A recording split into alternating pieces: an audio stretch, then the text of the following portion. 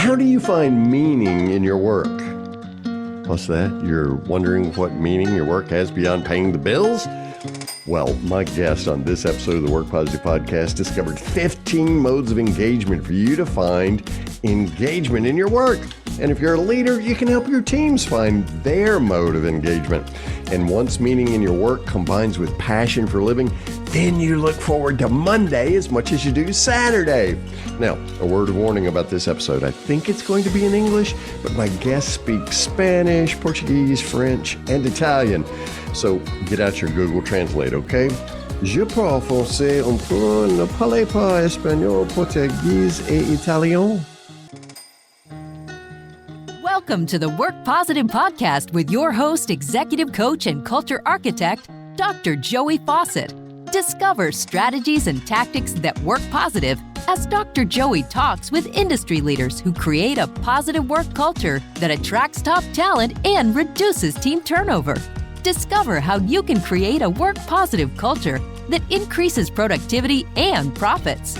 Here's your host, Dr. Joey. Work Positive Nation, help me welcome to this episode of the Work Positive Podcast, Dr. Alise Cortez. Dr. Alise Cortez, I am so excited to have you on this episode today. We're going to learn so much. Thank you, Dr. Joey, for having me. It's fantastic to be here on the other side of the mic. You get on either side of the mic, right? Right. Well, that's true, but generally. Kind of bob and weave with the mic. And which side am I on today? Right. Well, Dr. Cortez has written a book called The Great Revitalization. And if you're watching this on YouTube, you see the cover. If you're walking the dog or on your Peloton or something, it's okay. The link to it on Amazon is in the show notes. An absolutely amazing book. I always look at subtitles, at least. How activating meaning and purpose can radically enliven your business. I think subtitles tell us a lot more about books than titles do. Absolutely. That's what it's about. Right. The title, right? So how activating meaning and purpose can radically enliven your business. I don't know anyone who's a small business owner or an HR leader today who is not looking to engage employees more. And we've got all sorts of euphemisms for disengaged employees, right? Quiet quitting. I'm not sure how you quit quietly. I mean, were you a non-essential, another one of my favorite words, non-essential employee, so therefore you can quietly quit and nobody notices? I don't know. But engagement, you have, and I'm absolutely fascinated with the work you've done as an org psych, you have found 15 different modes of engagement for employees. What are some of the more, and I want our friends to read the book, right, and check out your website, which is gusto-now.com. That's in the show notes also. Talk about some of the more popular or more common types of engagement that you see out there. Okay, so when I did the research, Dr. Joey, what I was looking for was I was trying to understand how people experienced meaning in their work and how did their work register to their identities. That's what I was trying to understand. And so what I discovered when I did the analysis, I interviewed 115 men and women across 20 different professions between the ages of 18 and 80. What I discovered was that when I coded the meaning in the interviews, I recognized that I could do so really along Maslow's hierarchy of needs. So what I discovered was the greater the level of meaning that people registered in their work, if it got up into the values and more of the purpose sort of area, which is beyond his initial realm, then they were going to be more engaged. If it was on the lower levels of just, earning the money or even just self-esteem or belonging, those are important. But when it really took kicking up into the higher levels of meaning for them to really increase the engagement. And then the more engagement that they had, the more committed, of course, they were to their work. And here's where it gets really interesting. The more, generally speaking, the higher the levels of meaning that they registered, the more important the work was for their identities. So in other words, their identities were becoming more increasingly inextricable from their work. The way that they worked and who they were at work was the same as who they were everywhere else in life. That's about as highest, strongest engagement as you can get. And that's not trying to say that work is everything in the world. It just means the way we're being in the world, which includes how we do it at work, is very important and sometimes the same. Mm. So what I discovered was there were, in that 115 person cohort, there were a few people that were at the very, very, very, very highest, which is called transcendental connection. But Mm. that's really unusual because those people are doing work where they're connecting, their work is comprised of connecting other people with the highest power in life. So these are usually priests and rabbis and spiritual coaches, etc. Mm. Obviously, most people are not doing that kind of work. But oftentimes what we saw is things like challenging cognitive resonance. That's a very common mode of engagement. And I saw it in people that had work that was intellectually challenging. They could be scientists, researchers, engineers, anything that required, like an advanced sort of a degree. And they liked using their mind for their work. And it resonated with their need to be able to think like that. So that was a very common one. Another one was just self-actualizing. The mode of self-actualizing is pretty high in engagement. And what that is that's when people look at their work as a vehicle and want it to be a vehicle for their own ongoing self-realization of their potential. I was Mm. in that mode for years. And so, work is a very active part of their life. There's a lot of agency in it.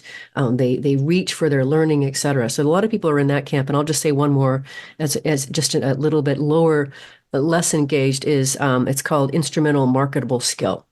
This is Mm. much lower in engagement. And this is where people have really taken a role or taken a kind of work where it pays money for them and they have a skill. They're trading this skill in return for the paycheck. And they're happy to have it and they're good at it and they're happy to contribute strongly to it. And it's not very important to who they are in terms of their identity. So they don't Mm. spend as much discretionary effort at it because it's not as important as other parts of their lives, but it's Mm. instrumental to having the overall life that they want. There's like a balance feature there. Mm. Let's just give you a few examples. I didn't get into the negative ones, but there's a few once you get under the neutral zone that really step into the negative territory. Mm. So it sounds like the identity piece is supremely important for full engagement for yourself. So the expression that I'm giving at work is more than just the performance of task. It's an expression of myself, That's how I right. see myself, who I am, and that takes expression. So then there needs to be an alignment between my identity and the company identity. How do you, and ensuring that those daily tasks align not only with my identity, but what the company needs. How do I, let's say I'm an HR leader or I'm a small business owner and I'm seeking to attract top talent, how do I ensure that alignment takes place? Wow. Okay. So let me back up first and talk about the identity piece in terms of relationship to work, because it's important. It's not a one size fits all. So Okay. we can be, in terms of relating our identity to our work, it can be resonant with our identity. It just fits hand in glove. It's Mm-hmm. natural. It can be, we are expressing ourselves as people through our work. Mm. The work can inform our sense of self. It's bigger than us and it informs us. Yeah. It can be inseparable and it can be in conflict. Those were the general relationships of identity to work that I discovered. So if we're wanting, first we want to be able to attract people to our organization where they can be themselves. That's the belonging piece. They feel appreciated, seen, understood. So no matter how they want to relate to their work, and it is more of an individual choice, not again, one size fits all, or their preference. Then it's a matter of, can those people then feel like whatever the organization stands for, its purpose, its mission, will that amplify who they are being in the world in the ways that are important to them? And so that way they can feel like they're threading their own purpose, their own talents, et cetera, through that of the organization. And that's where we get some really strong and juicy and yummy engagement. Yes, yes. So when I'm interviewing or being interviewed, how can I discern as much as one can in this process of attracting top talent? How can I discern that best fit between those things? Well, I think the first thing is we have to understand when we're talking with a prospective new employee is, what lights you up? Tell me about the kind of work that you do that just delights you? What are you doing? Who's involved? What are you working on? Just tell me about that. And then you watch them step into that. And if they're not really getting really just, vibrant in their energy, they're probably not really connecting to something that really they are passionate about, or they don't understand yet how to do that. A lot of people don't understand you can be passionate about your work. And that's part of the reason that I started the podcast that I have, Working on Purpose, because in the beginning, I just wanted to showcase people that were passionate. So discerning that, first finding out individually what lights them up. I mean, so many people, we need to work for a living, and that's how we monetize our lives. And you're interviewing for a job, and this job wants you to do X, Y, Z. Well, you really want to do A, B, C, but you're interviewing for this job. So the better thing is to look for how can we put this soul to best connection, if you will. Notice I didn't say use in this organization here, to be able to see and enable them to be fully alive with who they're being in the world and what they have to offer. And that's more of we're not interviewing for a job. We're really looking to see how does this person fit in the organization and where. And then how do we unleash them to do their best? And that's a very different conversation. You're kind of looking for, and I love the idea of hiring for attitude and character over necessarily just skill. I love that. Yeah, because you can't train attitude and character. You can train for skills. Yeah, right. And also, also hiring for passion and for a growth-oriented person. I mean, you and I both know that if you're going to make it today, you got to be willing to learn and grow forever. Yeah, a lifelong learner today, right?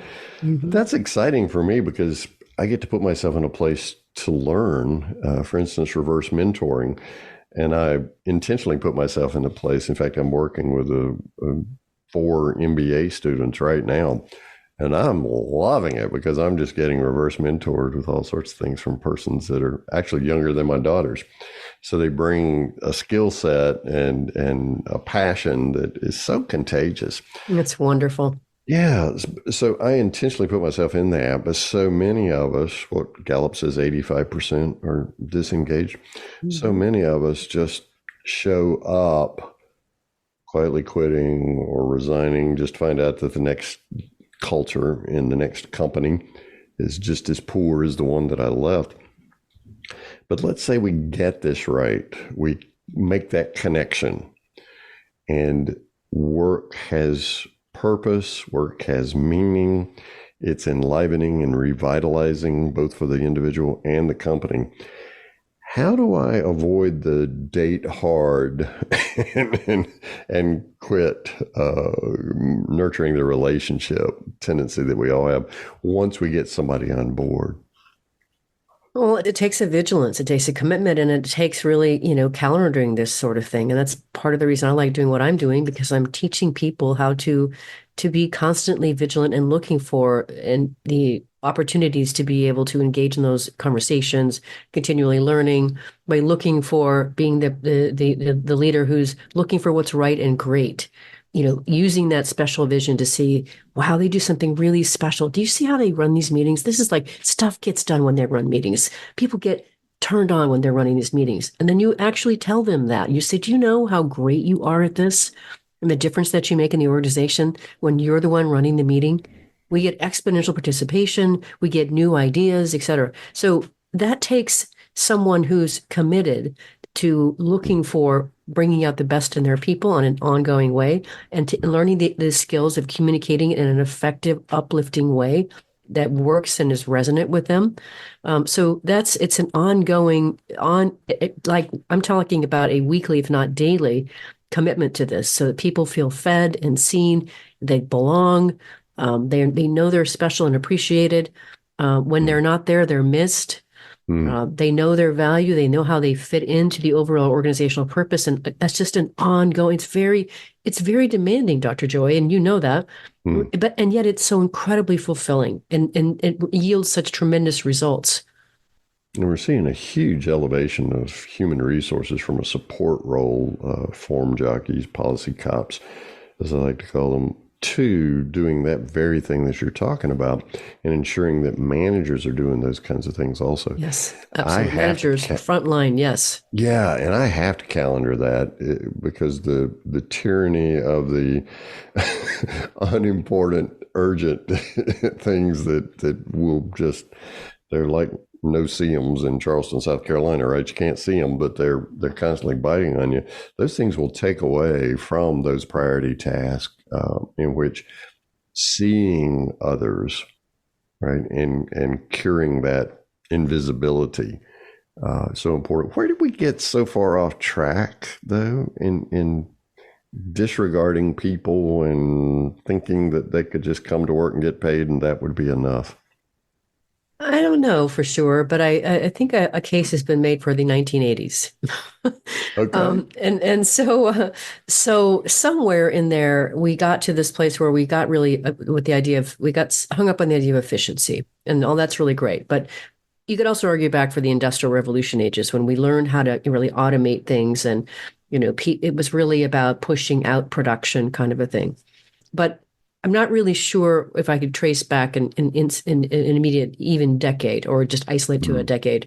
But it's easy to look at whenever we were trying to become more efficient and we were trying to return a greater return for our shareholders as being the most important part of business. Mm. And at the expense of anything else, and of innovation, of people's raises, of training people, of keeping people, of indiscriminately firing them, whatever it was. Wow. And that primacy, I think, pushed a lot of that behavior.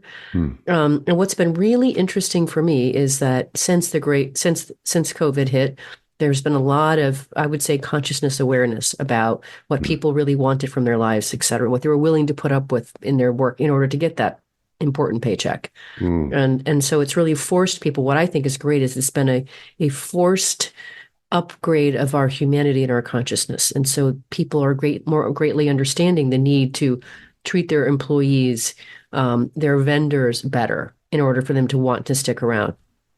I think that is an incredible, wonderful, unintended side benefit of the COVID pandemic. Mm-hmm. Yeah, because the inertia behind the way we'd always done it was so great. Huge. We were just following that momentum. So this great revitalization that you write so well about in your book that's available on Amazon, right? Thanks, Dr. Joey. Yes, there's a link to it in the show notes as well. This great revitalization is really a response to what the pandemic shone a light on for us, is that we are human beings having a work experience rather than workers having a human experience.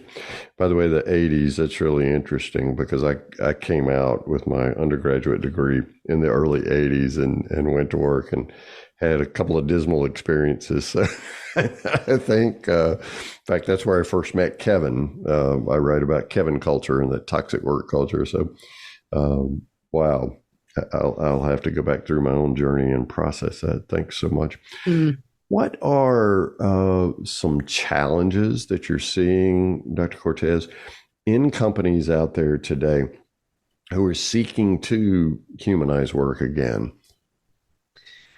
Well, let's see. They come in various varieties, as you know. Mm-hmm. I think one of the biggest challenges right now, in this age, this being 2024, is there's still resistance from leaders who want people to work in their workplace. So a resistance away from either a hybrid or a virtual sort of arrangement. So that's that's definitely something that's a challenge for organizations and the people that are trying to contribute their talents and stay with them.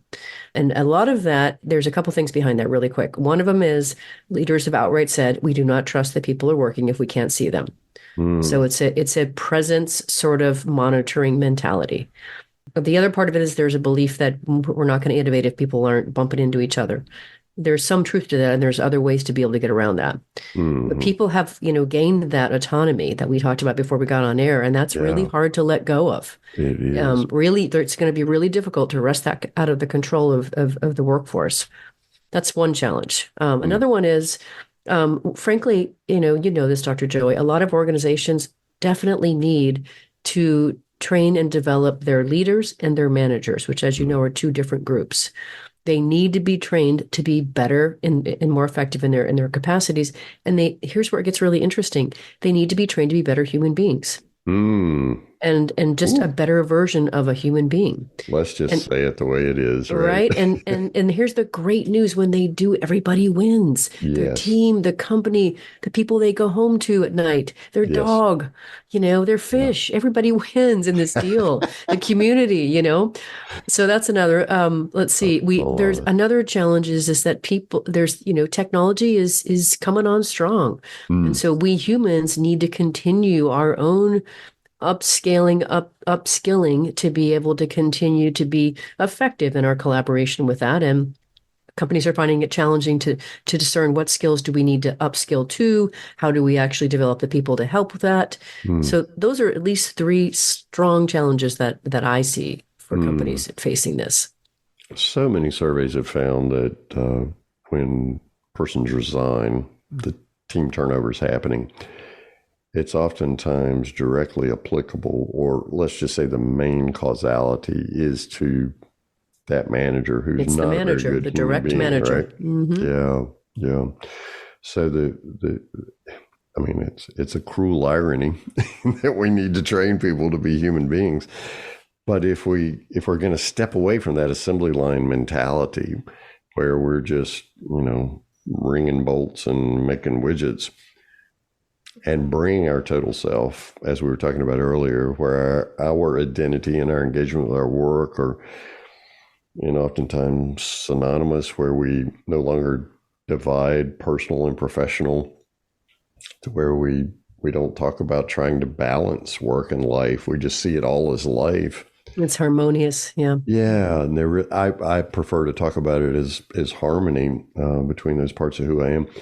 And it seems to me we're standing at almost this wrinkle in time right now, Mm. Dr. Cortez, where, okay, we're not sure that we trust you totally. We trust you a little bit. So in response to the physicality thing, we recognize that you want to work from home a little bit. So feel free to stay home Mondays and Fridays, but we really need your butt stapled to the chair Tuesday, Wednesday, and Thursday. I mean, that looks like, to me, it's a middle of the road, yellow line kind of response. Yeah, and every organization is unique. They have maybe different reasons for wanting people to be in. And some organizations, their work requires, a face-to-face encounter It does. or face-to-face delivery.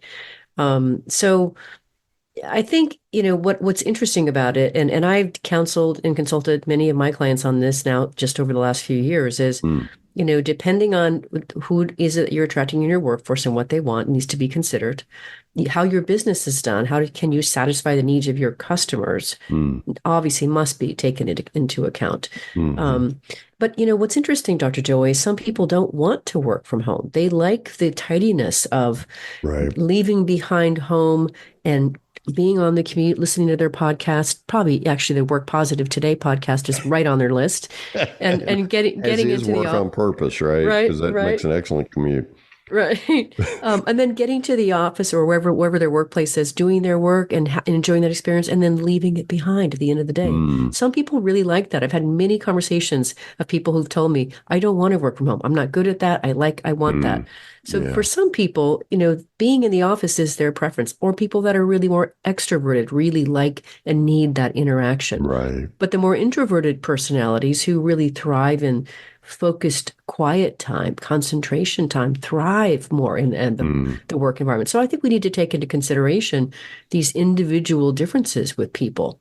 And if there's a way to accommodate that so that, again, we maintain the culture or build the culture, better said, and we're still meeting in the needs of our clients and still innovating, et cetera. I think there's lots of ways to do that in differing combinations. It doesn't have to be, again, never a one size fits all. right, right. Well, especially when you consider that somewhere between 60 and 70% of the workforce is extroverted, and that's a far and away majority. And so it is de-energizing to be stuck in a room by yourself all day if you're extroverted, right? Unless you find some ways of engagement through virtual means that Mm-hmm. energizes you. And it's Well, and to that point, Dr. Joy, and think about that from the other end of the introvert's vantage point. I mean, I've seen introverts just shrivel and die inside these really yes, overly stimulating, loud, places that they can't think, and that all that stimulation is overwhelming to them. yes, And yet they're required to be present when they could do twofold, effective work, right, either in some isolated conference room or at home. right. And I think that's just so important. I've seen so many organizations run over the top of their beautiful introverts because they don't understand them. Well, and to your point, autonomy is the key here. Discovering how you work best, Right. and being given the autonomy to make those choices. Dr. Alise Cortez is my guest on this episode of the Work Positive Podcast. The website is gusto-now.com, gusto-now.com.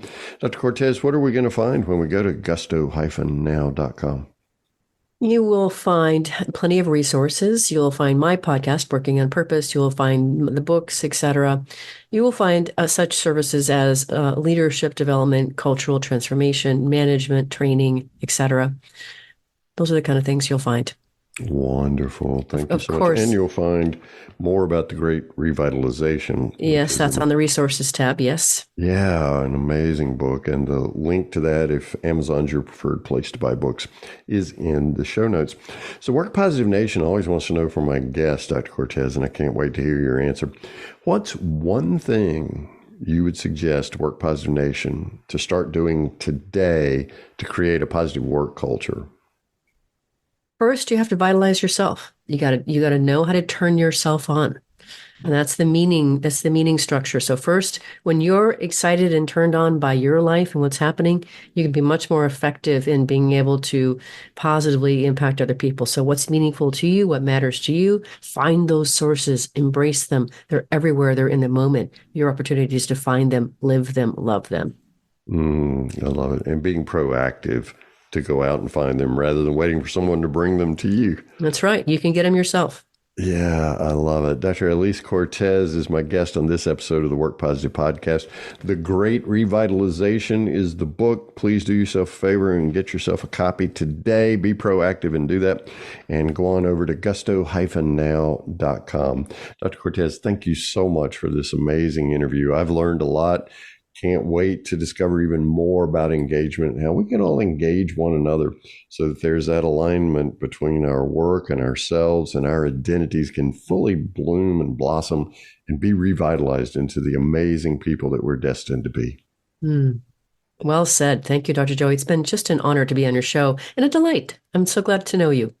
The pleasure is mine. Thanks so much. Thank you for listening to this episode of the Work Positive Podcast. Please share this podcast with your friends who are HR and small business leaders so they can do one thing today to create a positive work culture that increases productivity and profits. I'd like to give you a free Work Positive course just for listening. It's called Something to Talk About, and it's transformed the work conversations of so many people all over the world. Get your free copy when you go to workpositive.today/something to talk about, and you can start transforming your conversations today. Remember, it pays to work positive.